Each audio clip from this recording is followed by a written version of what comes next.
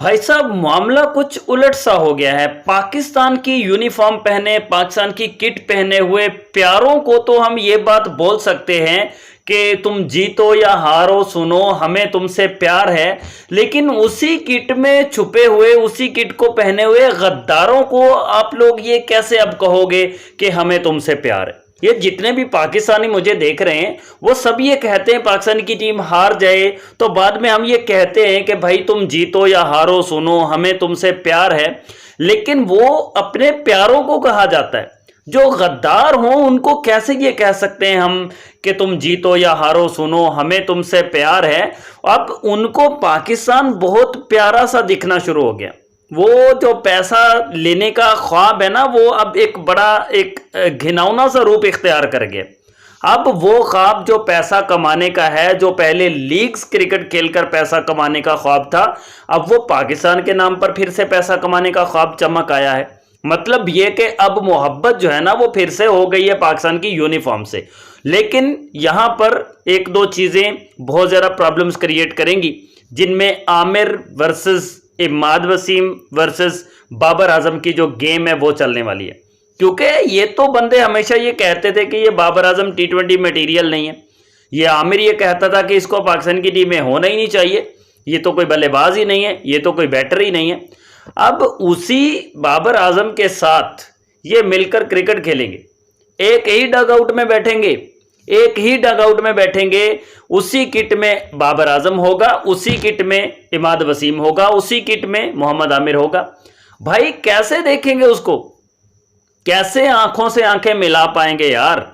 कैसे कैसे एक दूसरे को फेस करेंगे? ये एक बहुत बड़ा सवाल है। क्योंकि ये तो उस बंदे को, बाबर आजम को, ना तो टी20 मटेरियल समझते हैं, ना ही ये उस बंदे को पाकिस्तान की टीम में देखना चाहते हैं। अब कहां से गैरत इनके अंदर आ गई है दोबारा से पाकिस्तान की किट पहनने की? ये बात बहुत ज्यादा प्रॉब्लम्स क्रिएट कर रही है। खास तौर पर मेरे माइंड में तो भाई साहब ये सवाल ऐसे अटक सा गया है कि कैसे एक दूसरे के साथ इकट्ठे बैठेंगे। अब पाकिस्तान जिसको छोड़ा था, जिसके लिए आज मोहब्बतें दिखाई जा रही हैं कि भाई पाकिस्तान हमारे लिए बहुत इंपॉर्टेंट है, हम पाकिस्तान की टीम के लिए अवेलेबल हैं, हम पाकिस्तान के लिए खेलना चाहते हैं, भाई इसी पाकिस्तान को तो धक्का मारा था ना। इसी पाकिस्तान के साथ तो गद्दारी की थी। इसी किट को, पाकिस्तान की यूनिफॉर्म को, ग्रीन कलर को पहनकर तुम लोगों ने पाकिस्तान को बेचा था। इसी ग्रीन कलर को उतार कर फेंक दिया था लीग्स क्रिकेट खेलने के लिए।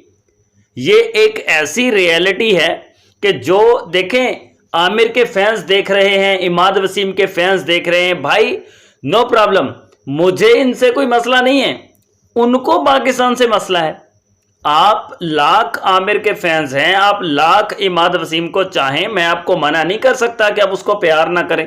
आप उनके फैंस हैं तो आप उनको, उनके खिलाफ कुछ बोलें। मैं आपको कुछ नहीं फोर्स नहीं करता हूं, मैं भी उनके खिलाफ कुछ नहीं बोल रहा हूं। मैं जस्ट एक इमेजिन कर रहा हूं यार कैसे एक दूसरे को फेस करेंगे। उसी बाबर आजम पर जिस पर बातें की, वो जो पाकिस्तान का इस टाइम का सबसे, दुनिया का इस टाइम का सबसे अच्छा बल्लेबाज है, जिसको पूरी दुनिया मानती है कि ये बहुत अच्छा बल्लेबाज है, उसी को इन्होंने बोला कि ये टी20 मटेरियल नहीं है। उसी को इन्होंने बोला कि ये पाकिस्तान की टीम में होना ही नहीं चाहिए, ये मॉडर्न डे क्रिकेटर नहीं है। और आज ही ये बात चल रही थी कि विराट कोहली ग्रेटेस्ट बैट्समैन है, जबकि बाबर आजम जो है वो इस इरा का, इस मॉडर्न डे क्रिकेट का हीरो है। वो ये कहते हैं, ये पाकिस्तानी होते हुए ये कहते हैं कि वो पाकिस्तान के लिए टी20 मटेरियल नहीं है। तो कैसे एक दूसरे को फेस करेंगे? आई कैन नॉट अंडरस्टैंड यार, मुझे समझ नहीं आ रही है भाई, ये कैसे होगा, कैसे हो पाएगा ये सब कुछ? और अगर हो पाएगा तो फिर वो कैसे बाबर आजम को अप्रिशिएट करेंगे जब बाबर आजम 50 बनाएगा? भाई बात उस टाइम की करें ना कि जिस वक्त बाबर आजम पर थोड़ा सा बुरा वक्त चला।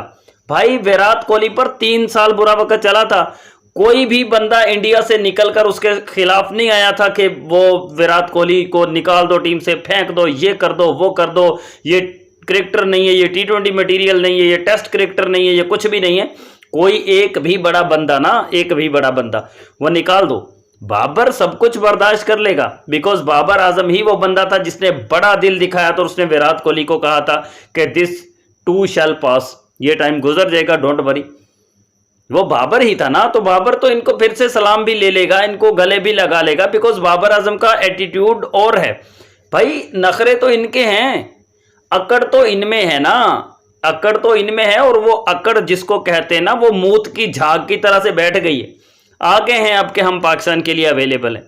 छोड़ देना था ना अभी भी पाकिस्तान को, फिर क्या जरूरत है अभी पाकिस्तान के लिए आने की। अब क्या, अब किस मुंह से खेलेंगे ये बाबर के साथ, किस मुंह से ये खेलेंगे उस पाकिस्तान की टीम में, किस मुंह से ये शर्ट पहनेंगे, पाकिस्तान की किट किस मुंह से पहनेंगे। शर्म तो बिल्कुल आएगी नहीं इनको। एक पहले शर्म नहीं आई थी जब उतार फेंका था इस किट को, रिटायरमेंट की अनाउंसमेंट कर दी थी, अब उसको पहनते हुए शर्म नहीं आएगी। कितने बेशर्म किस्म के लोग रहते हैं यार, पाकिस्तान का मजाक बनाया हुआ है। पीसीबी भी एक जोक है। ऐसे बंदों को जिन्होंने एक बार कह दिया कि हम रिटायर हो गए हैं, तो ठीक है, उनका किस्सा खत्म करो, किस्सा पाक करो, दोबारा से उनको लेकर आ गए हैं पाकिस्तान की टीम में एक नई कंट्रोवर्सी बनाने के लिए, एक नई ड्रामेबाजी बनाने के लिए, दोबारा से वो ग्रुप बंदियां बनाने के लिए फिर से इनको टीम में शामिल कर लिया गया है। कप्तान तो पहले ही भाई वो अल्लाह मियाँ की गाय है। वो जो कप्तान है ना, पहले ही अल्लाह मियाँ की गाय है, जिसको कुछ समझ ही नहीं आता कि मैंने करना क्या। वो अपनी कप्तानी में इतना मगन हो गया है, वो उसको कप्तान ऐसे बना दिया गया, इतना वो मगन हो गया कि भाई उसको पता ही नहीं कि पाकिस्तान की टीम के साथ मैंने करना क्या। उसने तो लाहौर कलंदर्स को भी वो